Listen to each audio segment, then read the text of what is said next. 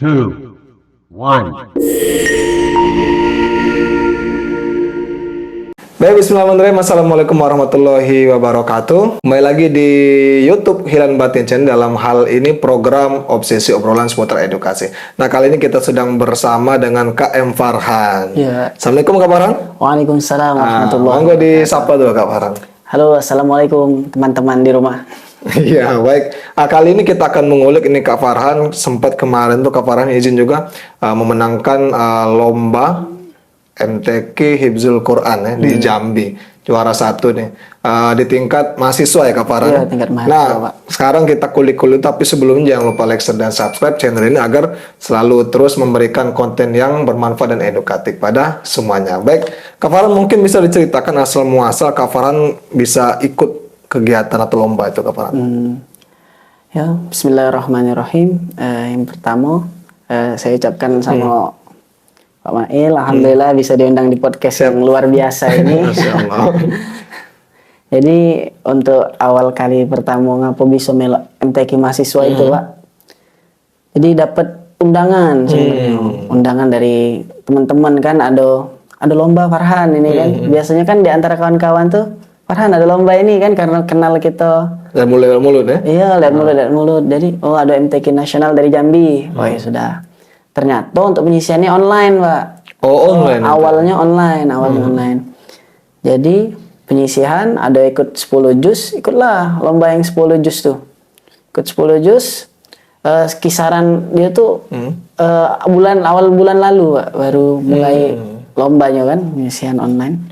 Udah mulailah, pas mulai itu lomba, ternyata banyak juga pesertanya, Pak. Jadi kalau dihitung-hitung seluruh peserta yang ikut ini 600 peserta dari seluruh Indonesia. Seluruh Indonesia. Jadi ikutlah hari itu seharian di depan laptop tuh, Pak, untuk nungguin MTQ online itu kan, MTQ mahasiswa Jambi. Sudah selang berapa hari itu akhirnya pengumuman, Pak. Pengumuman untuk finalis yang untuk ikut lomba keseluruhan. Berapa besar tuh finalisnya? Alhamdulillah untuk peserta itu yang dipilih 3, Pak. Oh, 3 besar. Langsung 3 besar. Dari 600-an sekian. Itu kan seluruh cabang langsung 600, Pak. Sudah.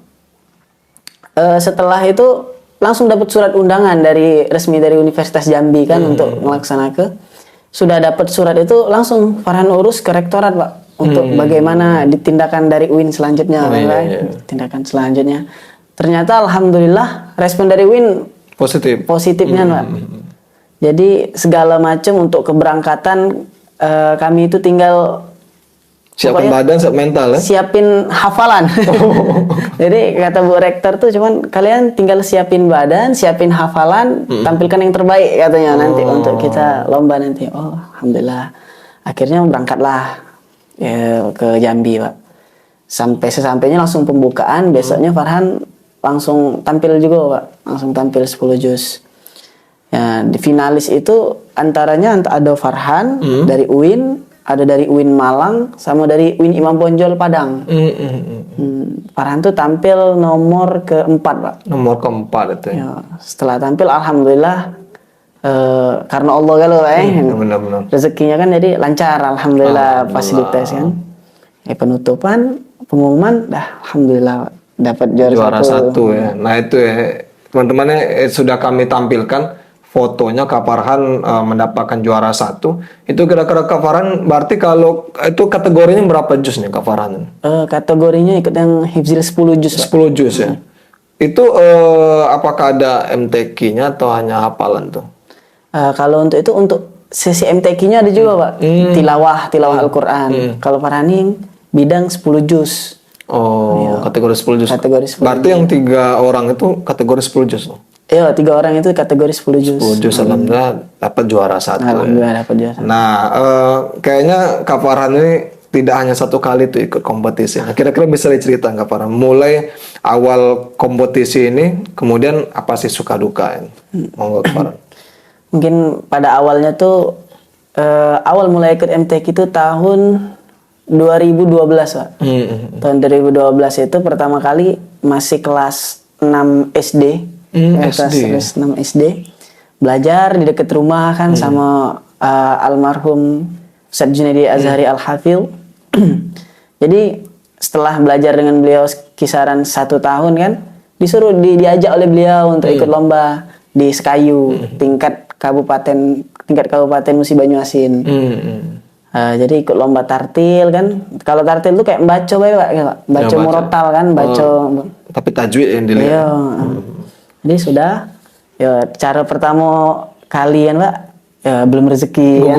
Masih masih kecil kan. Masih kecil, cari pengalaman dulu tuh. Jadi untuk tahun-tahun selanjutnya tuh Farhan mulai digembleng oleh Ustadz tuh Pak, untuk ngafal, untuk segala macam kan.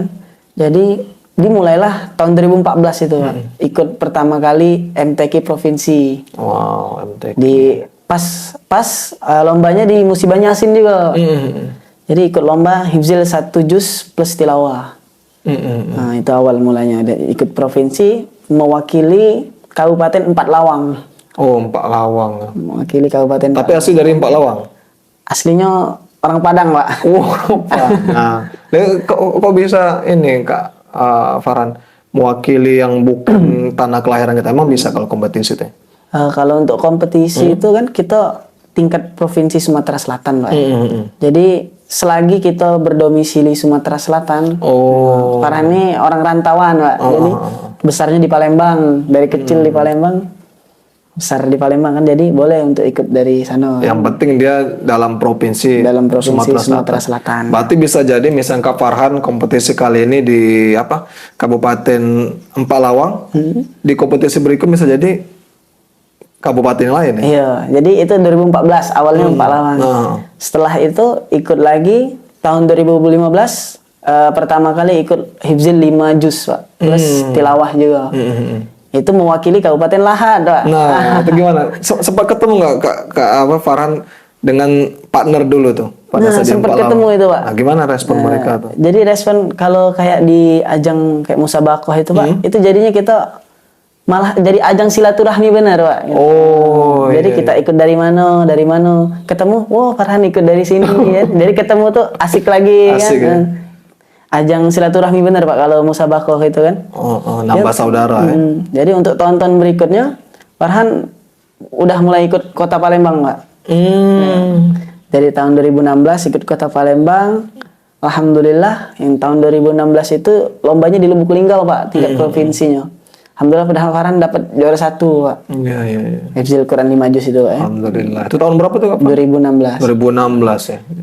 Untuk pertama kalinya dikirim ke nasional Pak, ke Nusa Tenggara Barat di Mataram. Tahun 2016 itu. Setelah dari yang menang tadi? Iya Pak, yang mewakili Kota Palembang itu kan. Berarti Kak Farhan ini pertama kali memegang institusi, dalam hal ini UIN mahasiswa baru kali ini yang tadi kalau untuk dari UIN Pak ya. Dari UIN. Kak Farhan semester berapa? Sekarang udah masuk semester 7. Semester 7, berarti selama 7 semester baru kali itu? Baru kali ini. Karena sebelumnya Farhan kalau untuk ikut lomba segala macam belum ada laporan ke UIN Pak. Jadi kayak masih mandiri aja gitu. Tapi membawa nama ini kabupaten. Iya, membawa nama provinsi. Kota, kabupaten mana. Ya, itu ini teman-teman sekalian, kalau seperti halnya atlet. Nah, kan ada atlet itu dia itu membawa nama UIN, ada yang bawa nama sudah lebih di tingkat dari itu. Nah, ini Kak Farhan salah satunya, membawa nama kabupaten pernah, membawa nama provinsi juga pernah, dan terakhir setelah melalang buana baru kembali lagi ke UIN. Padahal harusnya ini teman-teman sekalian mungkin sepakat juga, harusnya dari kecil-kecil dulu baru ngelebat. Tapi Kak Farhan di luar dulu baru kecil kembali lagi ke UIN. Nah, itu salah satunya. Itu yang kami salah tuh Kak Farhan itu Kak Farhan tidak menampakkan mutiaranya Kak Farhan. Ternyata di pas semester 7 ya baru ketahuan, ternyata Farhan ini ada loh. Bapak aja baru tahu loh Farhan ternyata backgroundnya itu emang tilawah, itu salah satunya itu. Nah, mungkin Kak Farhan ke depan apa nih yang ingin Kak Farhan belum tercapai nih dari beberapa kompetisi itu? Mungkin untuk kedepannya Farhan tuh lebih pengen memperbaiki lagi Pak, memperdalam lagi. Karena semakin kita merasa bisa, ternyata masih banyak orang yang lebih bisa Pak. Nah, benar-benar. Jadi kalau bisa kita mencari ilmu tuh jangan sampai ada rasa puas Pak ya. Ya, benar. Kan kita mencari ilmu tuh sampai mati mencari ilmu kan, Iya, benar tetap mencari ilmu. Jadi untuk mencari ilmu tuh belum puas-puasnya Pak, harus Pasti. sampai sekarang masih haus akan ilmu Iya, tadi. ya. Kata orang teman-teman, carilah tuntulah ilmu itu dari buayan sampai liang lahat. Nah itu salah satunya. Jadi semakin itu teori ilmu tuh Kak Farhan kayak seperti kita tuh mendaki gunung. Iya. Semakin tinggi kita mendaki gunung sampai kepada ujungnya ternyata luas loh dunia ini. Nah kadang-kadang kita itu hanya melihat aku sudah hebat. Coba tingkat lebih tinggi lagi. Ternyata masih ada lebih hebat. Nah itu salah satu memacu motivasi kita. Jangan sampai kita itu merasa cukup. Nah teruslah gali potensi kita sampai kita itu goalsnya itu terkenal di kancah internasional. Itu sih kan goalsnya banyak beberapa kori nasional kita yang memang di kancah internasional itu tidak diragukan lagi. Nah mungkin Kak Farhan ke depan itu yang ingin Kak Farhan capai. Tapi pada dasarnya Kak Farhan tadi mengatakan teman-teman sekalian jangan cepat berpuas diri. Bisa jadi pada saat itu kita lagi posisinya itu menang. Iya. Sesi berikutnya belum tentu. Karena setiap saat itu ada regenerasi Kak Farhan. Itu jangan sampai kita itu berpuas diri. Karena itu salah satunya bisa jadi senjata makan tuan kita sendiri. Nah kemudian Kak Farhan ada nggak dukanya Kak Farhan selama mengikuti kompetisi itu yang nasional misalnya? Kalau untuk duka tuh alhamdulillah banyak juga. Gimana kan tuh? Kita karena masih muda tadi Pak, menggebu-gebu kan kita belajar. Kita kan tidak walaupun musabaqah ini ajang yang kita untuk dalam rangka mendakwahkan Al-Qur'an Pak ya. Cuma kembali ke niat tadi Pak. Kalau niat kita cuma untuk menang tadi Pak, duka yang akan kita dapatkan Pak.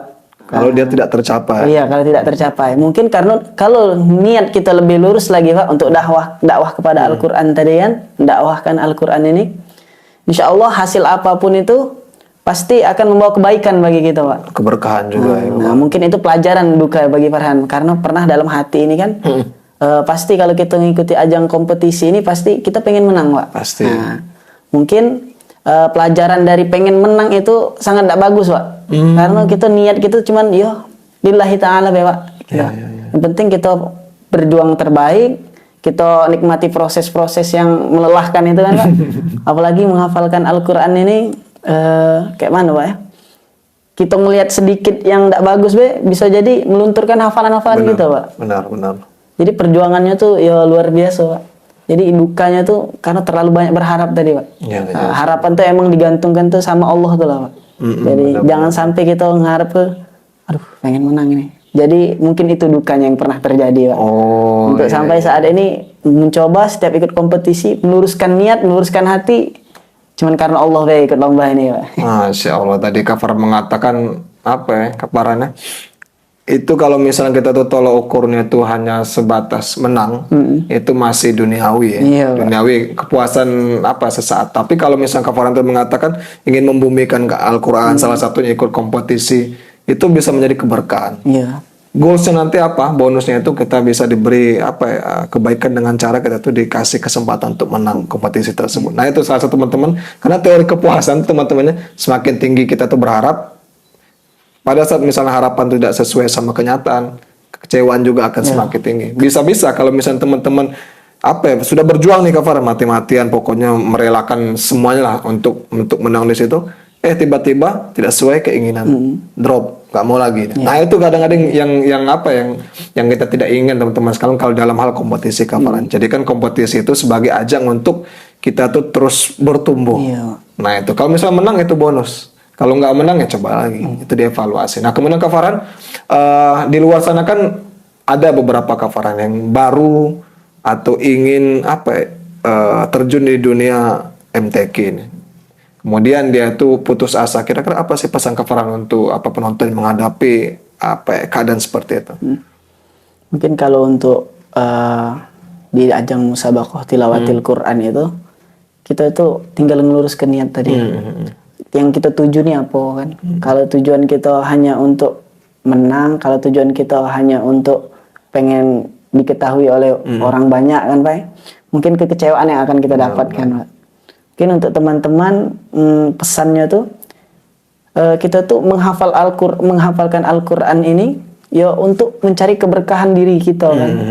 Kalau bisa wong lain mendapatkan keberkahan dari yang kita dapatkan itu, Pak. Jangan sampai niat kita itu menghafalkan Al-Qur'an ini jauh dari yang sesuai dari agama tadi, Pak. Apalagi kita agama Islam kan. Pokoknya tetap semangat, ikuti ajang musabaqah tilawatil Quran itu sebagai ajang silaturahmi untuk kita. Kita ambil hal-hal baiknya. Pokoknya pikiran kita positif, tidak ada niat lain. Niat kita cuman karena Allah lillahi ta'ala. Mungkin itu yang akan tetap menjaga semangat kita menghafalkan Al-Quran kan sampai selesai. Masya Allah. Berarti target Kak Farhan hafiz 30 juz ya. Iya. Masya Allah, kita doakan bersama-sama agar Kak Farhan bisa mencapai tujuan akhirnya, mengkhatamkan Al-Quran, kemudian juga membumikan Al-Quran. Itu salah satunya. Kemudian Kak Farhan, ini mungkin mewakili Kak Farhan dari teman-teman di luar sana yang itu belum ada wadah pada saat dia itu sebelumnya dia itu ikut kabupaten dia sendiri, Kak Farhan. Pada saat dia di Palembang hilang koneksi. Nah, itu kan. Kemudian dia itu ya tidak ikut kompetisi karena kurangnya informasi tadi. Nah, menurut Kak Farhan bagaimana sih menyikapi misalnya kasus seperti itu, Kak Farhan? Itu contohnya kayak misalnya orang dari luar daerah, Pak, datang ke Palembang. Mungkin dia belum ada koneksi segala macam. Mungkin kalau saran dari Farhan, Pak, ya, kita harus langsung cari guru di Palembang ini, langsung cari guru. Karena pasti guru itu yang akan ngarah ke kita, Pak, untuk dapat misal oh ini ada kompetisi di sini kan. Kalau guru itu kan lebih banyak informasi, relasi yang kita dapatkan. Jadi kuncinya kita silaturahmi juga itu, Pak. Selain kita pengen belajar kan, bukannya kita sudah belajar di sana, kita di sini. Jangan sampai kita tidak belajar lagi di sini kan. Tidak, seharusnya kita yang mencari guru kan. Tidak mungkin guru mencari kita kan. Benar. Mungkin kita lebih cari guru banyak, insya Allah di Palembang ini ustaz-ustaz, Pak, luar biasa, Pak. Salah satunya kan guru Farhan yang ada di Talang Kelapa, Pak, almarhum Ustaz Junaidi Azhari. Beliau salah satu imam Masjid Agung kan. Oh iya benar. Ya, kalau nak diceritakan sedikit mungkin alhamdulillah berkah beliau Farhan bisa sampai kayak gini, Pak. Berkah guru tadi ya. Makanya emang pertama kali saran Farhan untuk teman-teman yang dari luar, cari guru yang ada di Palembang. Insya Allah bisa relasi lebih luas, silaturahmi, lebih menambah bisa banyak. Mengarahkan ya. Iya, mengarahkan. Oke, kalau guru itu Kak Farhan apakah terbatas dengan jenis kelamin ataukah semua jenis kelamin bisa pilih guru yang sama itu? Misalnya kasusnya ini perempuan ya. Nah, itu gimana? Apakah dia tetap memilih guru ustazah atau ustadz itu kira-kira menurut Kak Farhan? Itu referensi sih, Pak. Menurut Farhan terserah mau guru yang cowok atau cewek. Yang penting kan kita carikan ilmunya tadi. Benar. Mungkin kalau dengan yang cewek kita bisa lebih dekat. Ya, kalau Farhan dengan ustadz yang cowok lebih dekat. Tapi Farhan juga ada belajar sama ustazah, Pak. Sama ustazah. Jadi tidak mengeneralisir antara cowok dan ceweknya, Pak, jenis kelaminnya. Jadi tinggal memang mana hati kita enak belajar itu kan, Pak, tadi. Hati kita ikhlas, di mana hati kita tenang saat belajar itu cepat ilmu tuh masuk ke kita kan, Pak. Jadi tidak ada itu sih. Terserah nak gurunya. Oh iya. Berarti Kak Farhan kalau misalnya Kak Farhan, aku ini punya basic tilawah nih. Aku ini pindah nih misalnya kan ke Palembang kuliah salah satunya. Kemudian nggak ada relasi nih. Salah satu yang kita cari itu guru yang spesifikasi di bidang tilawah ataukah ustadz yang sering ada majelis taklim sebagaimana itu, kira-kira menurut Kak Farhan gimana tuh? Ini dalam rangka untuk apa, Pak? Untuk mengembangkan yang tilawah tadi. Kalau dia untuk ngembang ke tilawah, cari sesuai kemampuan tadi tilawah. Berarti kita pengen nambah ilmu kita tentang tilawah. Berarti kita harus cari ke guru yang tilawah tadi, Pak. Kita kan dalam rangka cari ilmu tadi kan, bukan jangan sampai tujuan kita pengen ikut kompetisi tadi ya. Itu bonusnya, kan? Itu bonusnya. Jadi tujuan kita cari guru tuh emang mencari keberkahan, cari ilmu dari beliau itu kan. Insya Allah bonus-bonus lain tuh kita tidak tahu. Allah kalau yang ngatur. benar. Jadi kita fokus be tujuan kita cari ilmu, memperdalam ilmu tadi yang apa? Tilawah tadi yang pengen Pak. Ya, dicari sesuai kayak kita tuh emang bener-bener pengen tahu lagi tilawah itu macam apa segala macam kan.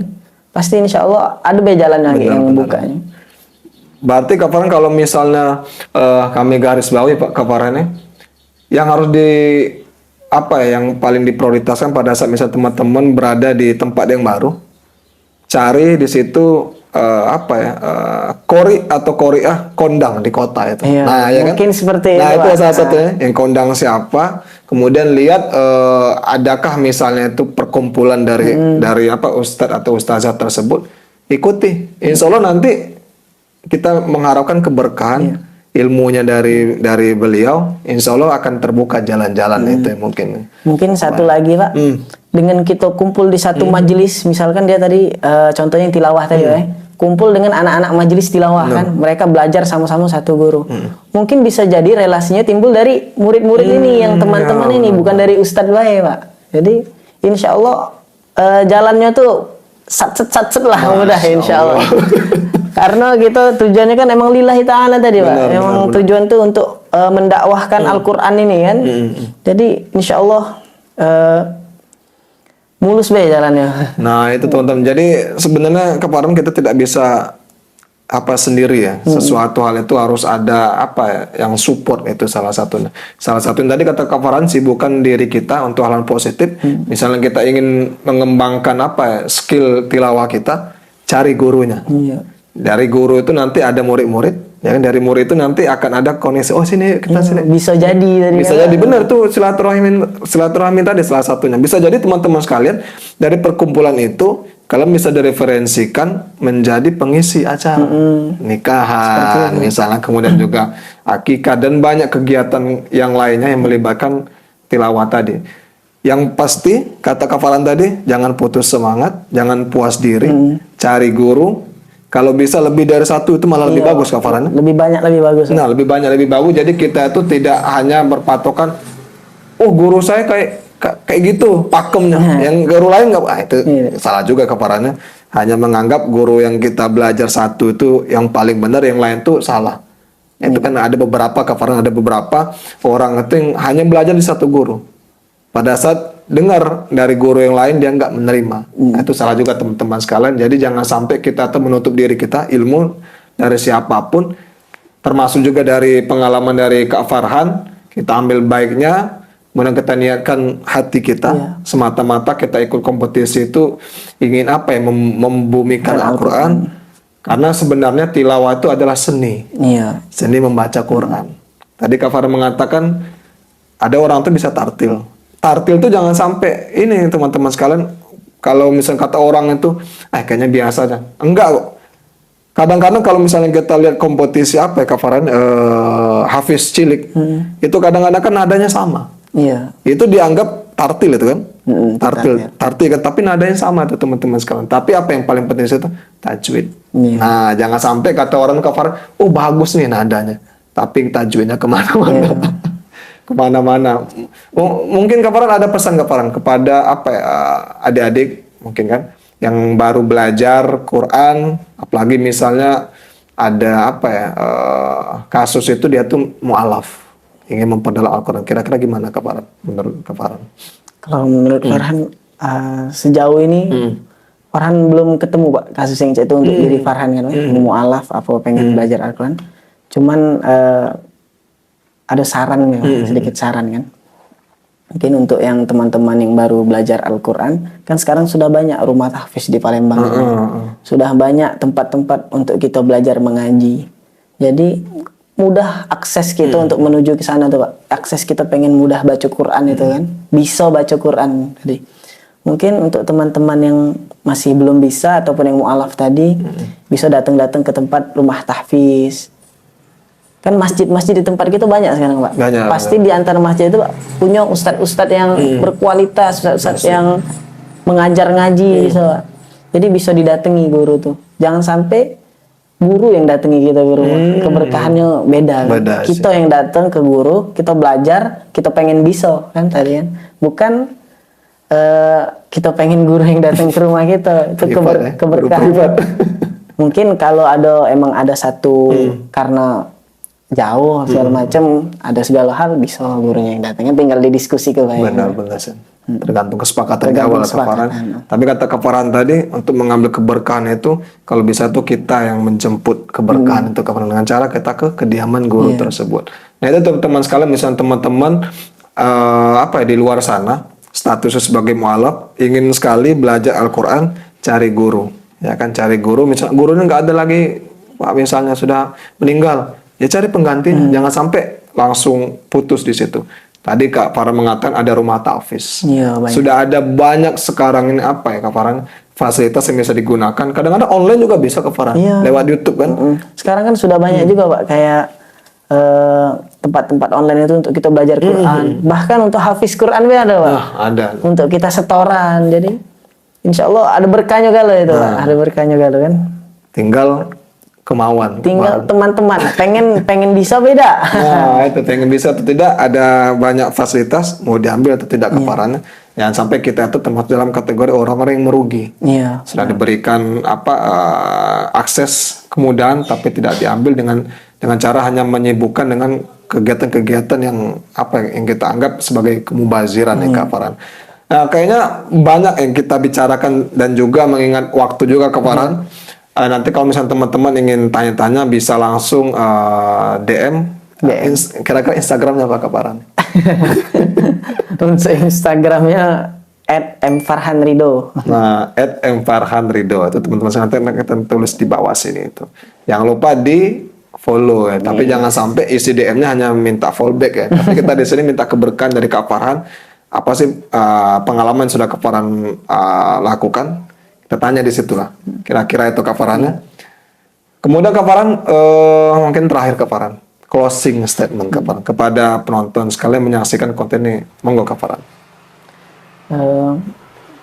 Jadi untuk teman-teman yang ada di rumah, tetap semangat, selalu berusaha belajar untuk menjadi yang terbaik di setiap apapun kegiatan kita, apapun kemampuan kita. Cobalah untuk jadi yang terbaik menurut di hadapan Allah Subhanahu wa taala. Bukan kita hanya ingin terbaik dilihat oleh manusia-manusia. Karena tingkat kemuliaannya lebih beda. Tingkat kemuliaan kita ingin lihat menjadi yang terbaik oleh Allah itu tingkat kemuliaannya luar biasa. Jadi kita tidak ada mikir kita ingin terlihat baik di hadapan manusia. Dan jangan lupa sholawat itu sangat penting. Jadi untuk sholawat kita kepada Rasulullah itu memudahkan segala urusan kita. Dengan kita bersolawat, insya Allah keberkahan dari Rasulullah turun kita semua, dan semoga kita semua mendapatkan syafaat Rasulullah di akhirat kelak. Amin, amin ya rabbal alamin. Amin ya rabbal alamin. Tadi teman-teman sekalian closing statement dari Kak Farhan bahwasannya kita tuh mencari keberkahan, keriduan, dan juga kita endingnya nanti di hari kiamat kelak kita diakui sebagai umat Rasulullah SAW. Itu harapan kita semua. Nah, kayaknya kita harus berpisah Kak Farhan. Teman-teman jangan bersedih. Nah, kalau misalnya ada pertanyaan bisa langsung di DM, tanya sama Kak Farhan.